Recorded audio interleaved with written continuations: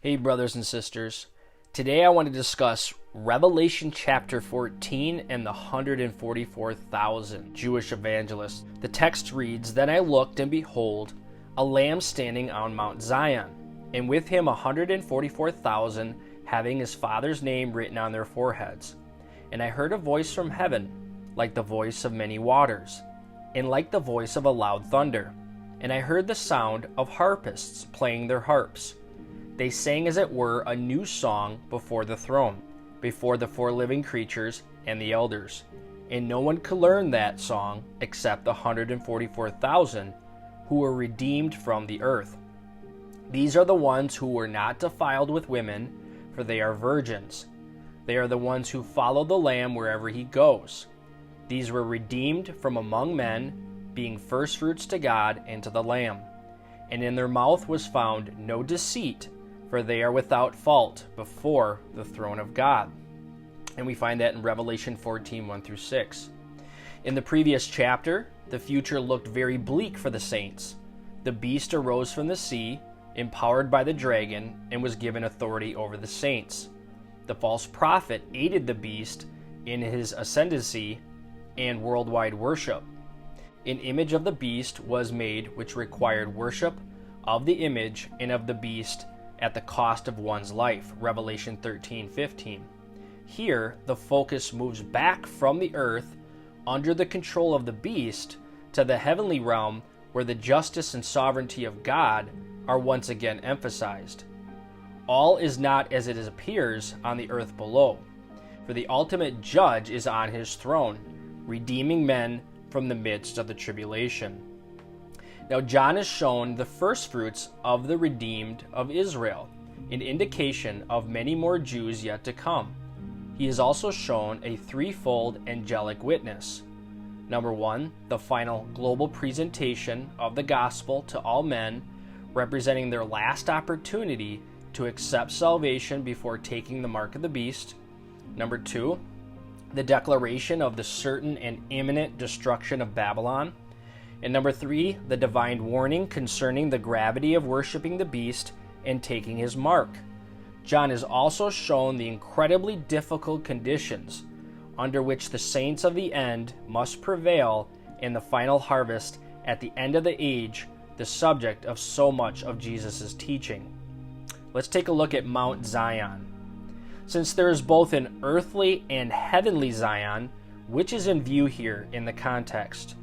The answer to the question carries with it considerable significance. If it is the earthly Zion, then the 144,000 have been protected by their seal throughout the horrors of the tribulation. If it is the heavenly Zion, after having served out their intended ministry, the 144,000 were removed from the earth, probably through martyrdom. Evidence in favor of the heavenly Zion is as follows.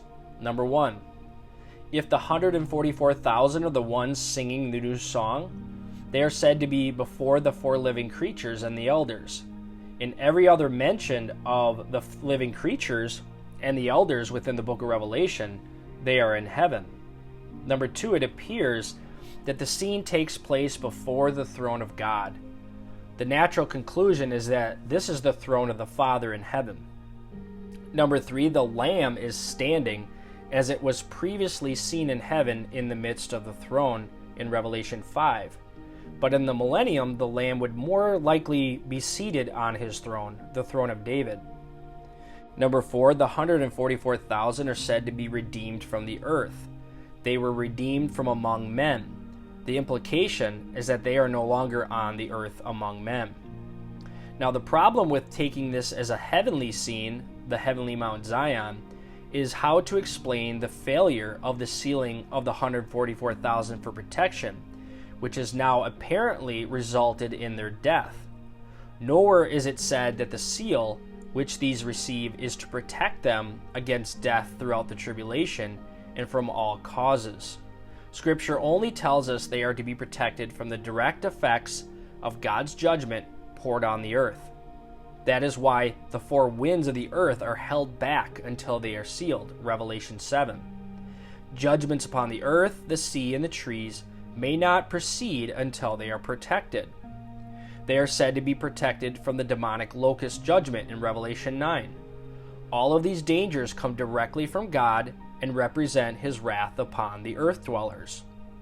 They are to be protected from this, quote, friendly fire during their mission. Does this necessarily mean that they are completely invincible for the entire duration of the tribulation? If the example of the two powerful witnesses of God is an example, then perhaps not. In the same way that the two witnesses are invincible for the duration of their ministry in Revelation 11, so too might these be. Like the two witnesses, when they finish their testimony, it may suit God's purpose that their ultimate witness to him finds its expression in their bold martyrdom. On the other hand, the two witnesses are never said to be sealed for protection where these are. And why are these individuals singled out for special sealing if their ultimate fate is no different than the unsealed martyrs mentioned elsewhere? The scene before us can also be interpreted in a different way, which splits the participants between both a heavenly and an earthly location. Such an interpretation understands the 144,000 to be upon the earth, having survived the tribulation due to God's special protection. John is given a preview of the Lamb and the 144,000 on the earthly Mount Zion at the introduction of the millennial kingdom to come. If John is shown a prophetic scene with the 144,000 and the Lamb on the earthly Mount Zion in the millennial kingdom, and the rest of the scene is the heavenly reaction above, then the sealed of Israel would have avoided death to enter the kingdom and now stand as evidence of God's promise to protect a faithful remnant. Some have suggested that the 144,000 are raptured to heaven. However, we do not find this in the context. It is merely implied due to their new location. The first verse presents what appears to be a millennial scene, with the 144,000 Jews standing on Mount Zion with their protective seal on their foreheads prominently displayed. This shows that Satan's attempt at total Jewish destruction will fail. They are the firstfruits of the millennial reign. They connect the dispensations, somewhat as Noah did, who passed through the judgment of the flood into a new order of things. In chapter 14, the same group, the 144,000 from Revelation 7, is pictured at the termination of the tribulation, when the kingdom is established. The returning king is on Mount Zion, as was predicted of him in Zechariah 14, verse 4. At his return, the faithful witnesses gather to him, having been redeemed and having faithfully witnessed in the midst of the apostasy. It also says in verse 3, they sang, as it were, a new song before the throne, before the four living creatures and the elders, and no one could learn that song except the 144,000 who were redeemed from the earth. If the harpists are the singers in heaven, then they sing in commemoration of the unique experience of the 144,000 on earth. If the 144,000 are singing in heaven, the song they sing is probably motivated by their similar experience to those who had victory over the beast through martyrdom in Revelation 15. Or, if this is a millennial scene, and they sing it from the earth, they sing because they were protected for the entire duration of the tribulation. It says, and no one could learn that song except them. Why could no one else learn that song?